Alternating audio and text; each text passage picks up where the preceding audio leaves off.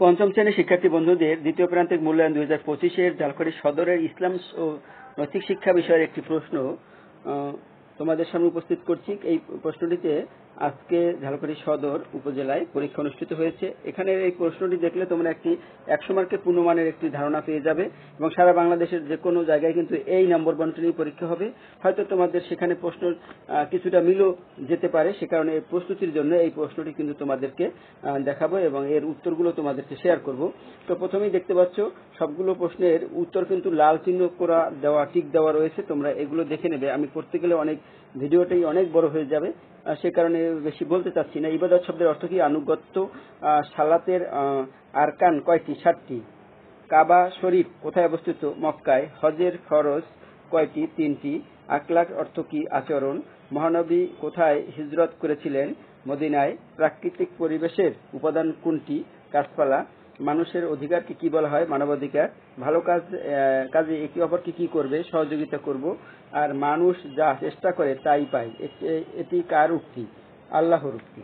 তো শূন্যস্থান আছে, এরপর থাকবে 5টা শূন্যস্থান থাকবে, 5টা 2 মার্ক করে 10 মার্ক। যার আচরণ ভালো সে সকলের সাথে ভালো ব্যবহার করে। মানুষ আল্লাহর সকল সৃষ্টির প্রতি শ্রদ্ধা দেখাবে। দেশপ্রেম ঈমানের অঙ্গ।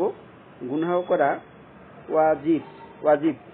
আর সত্যতা মানুষকে মুক্তি দেয়।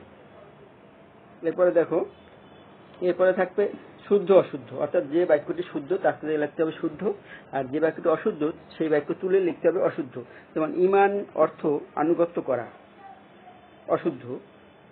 আকিকা করা সুন্নত, শুদ্ধ। পরিবেশ সংরক্ষণ করার প্রয়োজন নেই, অশুদ্ধ। সূরা আল কাউসার মাক্কি সূরা, শুদ্ধ। পবিত্র কুরআনে 24 জন নবী রাসূলের নাম উল্লেখ আছে, অশুদ্ধ। এবার থাকবে ডান বাম, অর্থাৎ ডান পাশের সাথে বাম পাশের সাথে ডান পাশে মিল করতে হবে। তোমাদের মধ্যে সর্বোত্তম সেই লোক যার চরিত্র, এখানে হবে এই পাশে দেখো 1 দেওয়া আছে, 7 নম্বরে সে ভালো, এটা হবে।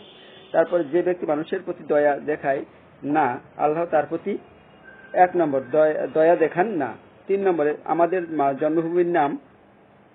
6 নম্বরে বাংলাদেশ। তারপরে যে ক্ষমা করলো তার জন্য আল্লাহর কাছে পুরস্কার রয়েছে, 2 নম্বর উপরে, এই ডান পাশে 2 নম্বর। আর আমরা সকলে ডাস্টবিনে 3 নম্বরে রয়েছে, এই পাশে ডান পাশে দেখো ময়লা ফেলবো। এরপরে দেখো 5 নম্বরে থাকবে সংক্ষেপে উত্তর দাও যে কোনো 5টি। এইগুলো তোমরা নিজেরা বসে তোমাদের যে সিলেবাসের যে অংশটুকু রয়েছে সেই অংশের ভিতরেই রয়েছে এবং ভালো ফলাফলের জন্য কিন্তু সিলেবাসের অংশটুকু নিশ্চয়ই বারবার পড়তে হবে। আর 6 নম্বরে আছে যে কোনো 5টি প্রশ্নের উত্তর লেখো। এখানে হলো একটু বড় প্রশ্ন, এই 2টো পার্ট আছে, 2টো পার্টই কিন্তু লিখতে হবে, তাহলে তোমরা ভালো মার্কস ক্যারি করতে পারবে। তো আশা করি বন্ধুরা তোমরা কিছুটা উপকার পাবে। এই প্রশ্নগুলো যদি সলভ করতে পারো তাহলে কিন্তু তোমরা কিছুটা উপকার পাবে, এটা আমি নিঃসন্দেহে বলতে পারি। ধন্যবাদ, ভালো থাকবে সবাই।